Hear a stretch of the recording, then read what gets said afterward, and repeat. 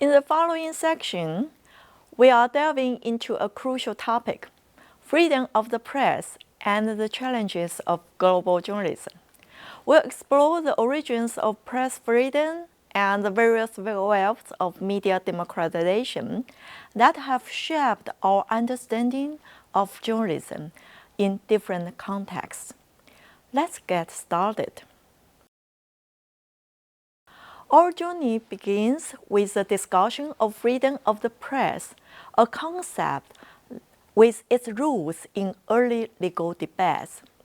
The U.S. Constitution, notably the First Amendment, serves as a significant case study for many countries when crafting regulations for new media. The First Amendment, adopted on December 15, 1791, is a cornerstone of press freedom, allowing information, ideas, and opinions to flow without government interference, constraint, or persecution. Now, let's explore the fascinating concept of media democratization waves. Over the past 4 decades, the world has witnessed distinct waves of media democratization, each with its unique historical origins and underlying ideologies. Our first wave, the New World Information and Communication Order, NWICO debate, emerged during the 1970s and 1980s. It was closely tied to the post-colonial struggles for independence and development in third world countries. NWICO embedded 2 key aspects of democratization: cultural and communicative sovereignty for post-colonial nations, and particularly communication to empower citizens within states resembling radical democracy. NWICO found its platform in the United Nations, particularly UNESCO, which aimed to migrate major powers' dominance using the one state, one vote principle. A highlight of this wave was the 1980 McBride report titled One World, Many Voices. While NWICO had its limitations, it shed light on the domination of Western powers and the logic of capital accumulation in international communication. NWICO addressed significant issues such as unequal global distribution of communication means, technological dependence of non-industrialized countries, commodification of information, imbalances in information flow between the global north and south, and threats to information sovereignty from foreign interference. Moreover, it fostered grassroots and alternative communication forms, emphasizing popular education, expression, and mobilization. NWICO emphasized the connection between press freedom and democratic communication, articulating aspirations for democratic communication in the context of nation-states. Moving on to our second wave, which arose in Western Europe and North America.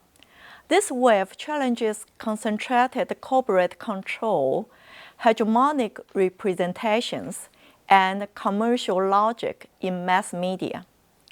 It emerged from the counterculture and social movements of the 1960s and 70s, including anti-war and civil rights movements. Efforts to diversify and democratize media were at the forefront of this wave, which also aimed to transform the media audience relationship through media education and cultural jamming. Progressive messages were promoted in mainstream media, and coalitions advocated for democratic reforms in state communication policies and media institutions.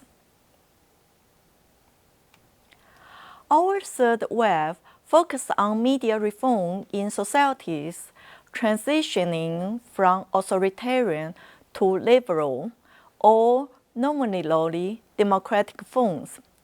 This wave combined democratization efforts from below, above, and outside. Its impact varies across regions. Finally, the most recent wave has been driven by the Internet, enabling transnational civil society networks for democratic communication. NGOs and civil society have become influential players in global communication. This wave utilized the information technologies and communication networks for democratization efforts. NGOs dedicated to communication politics, media education, and free speech advocacy have gained prominence. While this wave holds positive potential for media diversity, accountability, and popular empowerment, caution is necessary. Not all forms of civil society and NGOs are inherently progressive, and they may inadvertently serve liberal interests. The relationship between NGOs and civil society also requires scrutiny. In conclusion, media democratization has seen several waves, each with distinct historical contexts and goals. From the NWICO debates to challenges against corporate media control and the rise of transnational civil society, each wave has contributed to the ongoing discourse on democratizing media and communication on a global scale. Understanding these waves is essential for comprehending the evolving landscape of global journalism and press freedom.